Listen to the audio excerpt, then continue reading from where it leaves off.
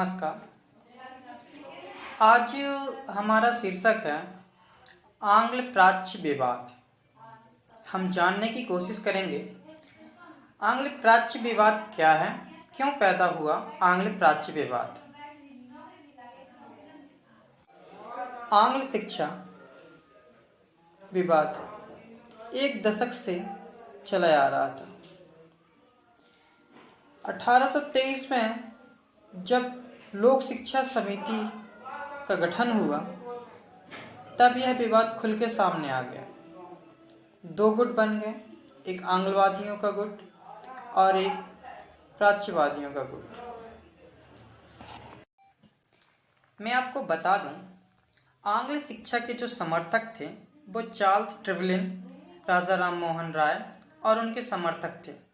ये आंग्ल शिक्षा के प्रबल समर्थक थे।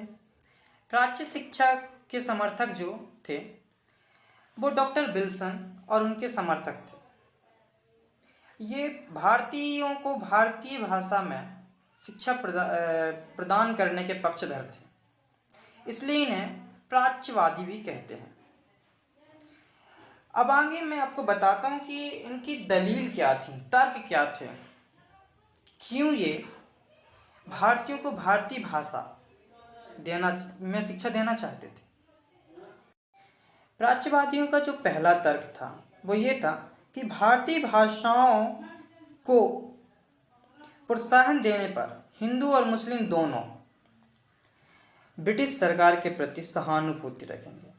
कहने का तात्पर्य सिंपल सहज आसान है कि अगर हम भारतीय भाषाओं को प्रोत्साहित करेंगे तो हिंदू हो या मुसलमान हो, दोनों ब्रिटिश सरकार के प्रति सहानुभूति भक्ति भावना दिखाएंगे। उन्हें ये लगेगा कि यार सरकार हमारी सभ्यता, हमारी संस्कृति, हमारी भाषा को बढ़ा रही है।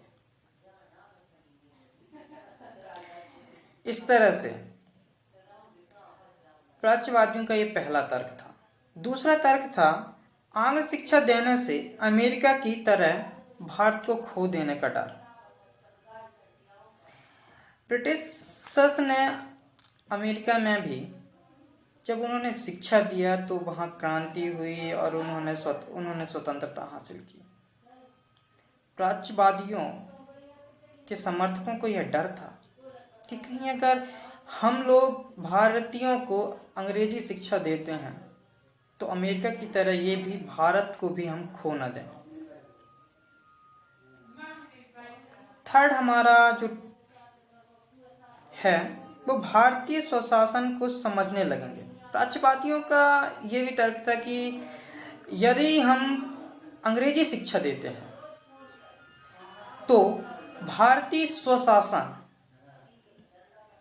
को समझने लगेंगे। स्वशासन को समझने लगेंगे तो सरकार के कार्यों को गलत है उसे गलत कहेंगे, सही है उसे सही कहेंगे, सरकार की आलोचना करने लगेंगे, स्वयं एक सरकार चलाने के लिए तैयार होंगे। ये डर था।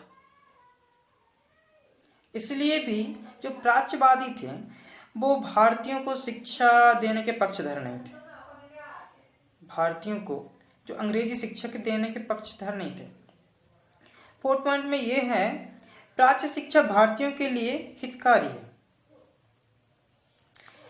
प्राच्यवादियों का ये तर्क था कि जो हमारी शिक्षा है, भारतीयों को एक भारतीय शिक्षा दी जाए तो उनके लिए ज़्यादा हितकारी है। वो यहीं के उनकी मातृभाषा है, उनको शिक्षा ग्रहण में सहायता मिलेगी, सहूलियत होगा, सरलता से वो शिक्षा ग्रहण कर पाएंगे। इस तरह से वो दलील दे रहे थे कि सरकार को अधिक मेहनत नहीं करनी पड़ेगी, बहुत ही आसानी से सरलता से हम अपनी शिक्षा नीति लागू कर सकते हैं, प्रचार प्रसार कर सकते हैं। इसलिए भी वो प्राच्य शिक्षा के पक्षधर थे। प्राच्यवादियों का जो तर्क था जो हमारे यहाँ इसमें अंतिम तर्क मैंने दिया है, मैंने 5 तर्क दिया है, तो ये 5वां तर्क यानी 5th तर्क मेरा ये था प्राच्यवादियों का कि प्राच्य साहित्य निम्न कोटि का नहीं है। उनका ये मानना था कि जो प्राच्य साहित्य है वो निम्न कोटि का नहीं है, उसे उभारा जाए, उसे जन जन तक बताया जाए, उन्हें बताया जाए, उन्हें उभारा जाए, ताकि वो ये जान सके कि हमारी संस्कृति कितनी महान है, क्या है। ये प्राच्यवादियों का तर्क था। इसीलिए वो चाहते थे कि हम भारतीयों को भारतीय भाषा में ही शिक्षा प्रदान करें। आंग्लवादियों का जो तर्क है वो प्राच्यवादियों से ठीक उल्टा है, विपरीत है। आंग्लवादियों का कहना है, उनका पहला तर्क ये है कि अंग्रेजी भाषा को न्याय की भाषा बनाना चाहते हैं। वो अंग्रेजी भाषा को कानून की भाषा, सिस्टम की भाषा, देश की भाषा बनाना चाहते हैं। वो अंग्रेजी शिक्षा के पक्षधर हैं। उनका ऐसा मानना है कि भारतीयों को अंग्रेजी शिक्षा अगर दी जाए तो वो ब्रिटिशों द्वारा बनाए गए कानून को अच्छी तरह से समझ पाएंगे, उसके न्याय को अच्छी तरह से समझ पाएंगे, ब्रिटिश सरकार के द्वारा बनाए गए नियम कानून पे अमल कर पाएंगे। इसलिए वो चाहते थे कि ब्रिटिश जो भाषा है, जो ब्रिटिश लैंग्वेज है, उसे भारतीयों को प्रदान की जाए। उनका दूसरा तर्क था कि भारतीयों की उन्नति आंग्ल शिक्षा से ही हो सकती है। जो आंग्लवादी विचारधारा के समर्थक थे, उनका ऐसा मानना था कि अगर भारतीयों को अंग्रेजी शिक्षा दी जाए तो उनकी उन्नति अच्छे से हो सकती है, ज़्यादा अच्छे से हो सकती है। बतौर भारतीय भाषाओं की तुलना में जो भारतीय लोग हैं उन्हें अगर अंग्रेजी शिक्षा दी जाए तो वो ज़्यादा अच्छी तरह से ग्रोथ करेंगे, उन्नति करेंगे। इसलिए भी वो प्राच्य शिक्षा के विरोधी और आंग्ल शिक्षा के समर्थक थे। थर्ड तर्क था कि जब 1813 में एक एक्ट आया, अधिनियम पारित हुआ, उस अधिनियम में हिंदी और या संस्कृत, भारतीय भाषा, किसी प्रकार की भारतीय भाषा, संस्कृत, अरबी साहित्य का कोई जिक्र नहीं था। उसमें यह कहा गया था कि वो माध्यम जिसपे शिक्षा प्रणाली के तहत ज़्यादा ग्रोथ कर सके, ज़्यादा उन्नति कर सके, उसी पे ये पैसे, जो कि 1813 के अधिनियम में 1 लाख रुपए मासिक खर्च का प्रावधान रखा गया था, उसे किया जाए। प्राच्यवादियों को नकारते हुए आंग्लवादियों का विचार था कि अंग्रेजी शिक्षा का माध्यम जो है वो ज़्यादा अच्छा है। इसलिए जो ये फंड के पैसे हैं, जो 1 लाख रुपए शिक्षा में खर्च करने हैं, वो अंग्रेजी शिक्षा के प्रचार प्रसार, उसके विकास में, उसकी उन्नति में खर्च किए जाएं, ताकि भारतीयों को अंग्रेजी शिक्षा मिले। चौथा जो उनका पॉइंट था, फोर्थ पॉइंट हमारा, वो ये है कि पश्चात भाषा और साहित्य के ज्ञान का विशाल भंडार है।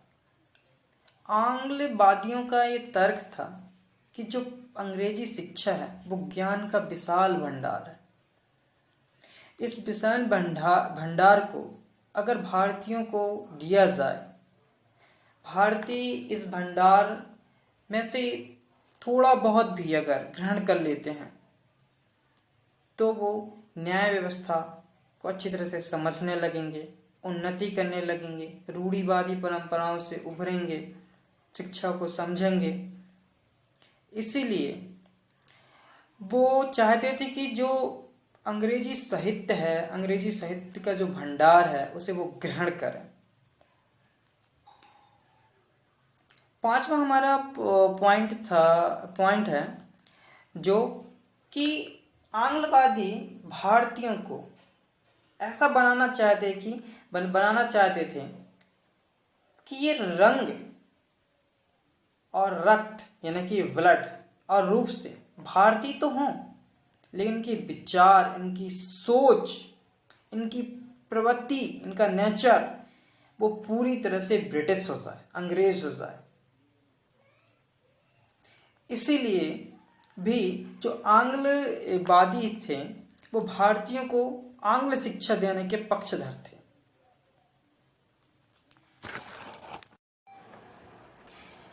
प्राच्यवादी और आंग्लवादी अपने अपने तर्कों से उन दोनों ने एक विवाद क्रिएट कर दिया, एक समस्या उत्पन्न कर दी। इन दोनों की समस्या जो थी, दोनों ने जो तर्क दे रहे थे, इनके बीच जो विवाद हो रहा था, इसी को हम आंग्ल प्राच्य विवाद के तहत पढ़ते हैं। इतिहास में इसे हम आंग्ल प्राच्य विवाद कहते हैं। अब मैं आपको आगे बताता हूं कि आंग्ल प्राच्य विवाद को सुलझाया कैसे गया, किन्होंने अपनी दलीलों से आंग्ल शिक्षा देने को मंजूरी प्रदान की सरकार से, किसकी सिफारिश पर सरकार ने आंग्ल शिक्षा प्रणाली अपनाई। ये महान विभूति जो थे वो लॉर्ड मैकाले थे। लॉर्ड मैकाले जनरल, जो गवर्नर जनरल थे, उनके काउंसिल के वित्तीय सदस्य थे। वित्तीय सदस्य थे, ये समझ के वित्त मंत्री की तरह उनके संग वित्त सदस्य थे और लोक शिक्षा समिति के अध्यक्ष, प्रेसिडेंट थे। लॉर्ड मैकाले 1823 में जब लोक शिक्षा समिति की स्थापना होती है तब उनके अध्यक्ष बनते हैं। उन्होंने अपने तर्कों से, जब उन्होंने लॉर्ड विलियम बेंटिक को पत्र लिखा, उसमें उन्होंने जब उन्होंने वकालत की, सिफारिश की, अपनी तर्क दिए आंग्ल शिक्षा के संबंध में कि भारतीयों को आंग्ल शिक्षा ही दिया जाए, उनमें जो उनका पहला तर्क था वो ये था कि अंग्रेजी शासक वर्ग की भाषा है। जो अंग्रेजी है वो एक शासक वर्ग की भाषा है, राजा महाराजाओं की भाषा है, और यह भाषा धीरे धीरे समुद्र में वाणिज्य यानी व्यापार की भाषा भी बन सकती है। इसीलिए हमें अंग्रेजी शिक्षा भारतीयों को देनी चाहिए ताकि हमें उनसे व्यापार करने में, वाणिज्य जिसे हम कहते हैं कि वाणिज्य मतलब कि व्यापारी होता है, तो व्यापार करने में, बिजनेस करने में हमें ज़्यादा दिक्कत ना हो, आसानी से किया जा सके। इसलिए उन्होंने अपने पहले तर्क में यह कहा कि अंग्रेजी जो शासकों की भाषा है और उन्हें भारतीयों को देनी चाहिए। दूसरे तर्क में उन्होंने कहते कि भारत के जो बुद्धिजीवी वर्ग है वो अंग्रेजी शिक्षा ग्रहण करना चाहती है, वो अंग्रेजी शिक्षा प्राप्त करना चाहती है, वो अंग्रेजी सीखना चाहती है। इसीलिए ब्रिटिश सरकार को अंग्रेजी शिक्षा भारतीयों को देनी चाहिए। थर्ड पॉइंट में वो अपना तीसरा तर्क, जो थर्ड तर्क देते हैं, तो वो कहते हैं कि प्राच्य शैक्षणिक संस्थाएं अपने उद्देश्य में सफल नहीं होंगी। जो प्राच्य शिक्षा है, जो भारतीय शिक्षा है, वो अपने उद्देश्य में सफल नहीं होंगी। जिस उद्देश्य से हम भारतीयों को शिक्षित करना चाहते हैं, जिस उद्देश्य से हम भारतीयों को शिक्षा प्रदान करना चाहते हैं, वो उद्देश्य में भारतीय भाषाओं में अगर भारतीयों को शिक्षा दी जाए तो वो उस उद्देश्य में सफल नहीं होंगी, क्योंकि भारत में बहुत सारी भाषाएं बोली जाती हैं। इसी कारण हमें उनके साथ बिजनेस करने में, वार्तालाप करने में, डायलॉग करने में, कम्युनिकेट करने में प्रॉब्लम जाएगी। इसीलिए भारतीयों को आंग्ल शिक्षा यानी कि अंग्रेजी शिक्षा ही दी जाए। इसकी भी वकालत, ये तर्क, ये वकालत वो करते हैं अपने पत्र में, जो विलियम बेंटिक को वो लिखते हैं। फोर्थ पॉइंट है, भारतीय भाषाओं को परिष्कृत करने के लिए पश्चात भाषाओं का ज्ञान आवश्यक है।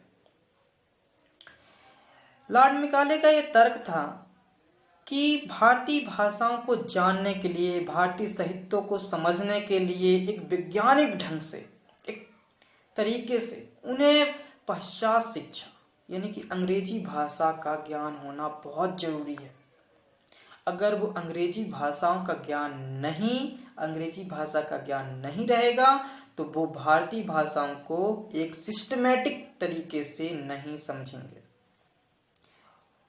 इसीलिए लॉर्ड मैकाले साहब कहते हैं कि भारतीयों को अंग्रेजी शिक्षा दी जानी चाहिए। 5th पॉइंट में कहते हैं कि अंग्रेजी भाषा के ज्ञान से ही भारतीयों का ज्ञान विज्ञान से परिचित होगा, उनका इंट्रोडक्शन होगा, उनकी उन्नति होगी। भारतीयों को जब तक अंग्रेजी शिक्षा न दी जाए तब तक ज्ञान से, नॉलेज से, साइंस से उनका परिचय नहीं होगा, उनका इंट्रोडक्शन नहीं होगा, उनकी उन्नति नहीं होगी, डेवलपमेंट नहीं होगा, विकास नहीं होगा, ग्रोथ नहीं होगा।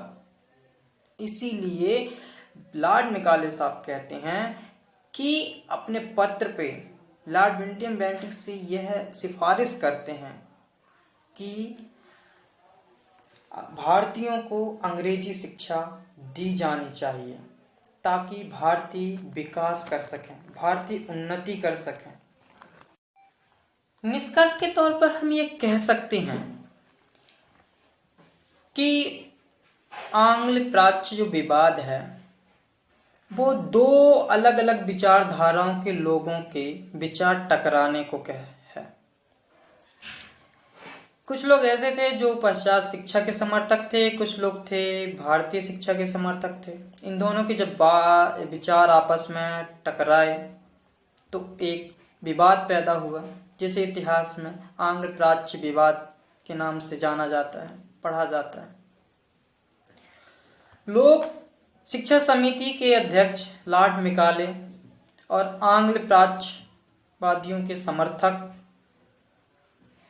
के अथक परिश्रम से उन्होंने प्राच्यवादियों के तर्क को खंडित किया और भारत में आंग्ल शिक्षा के माध्यम को भारतीयों तक पहुंचाने में एक सफलतापूर्वक प्रयास किया।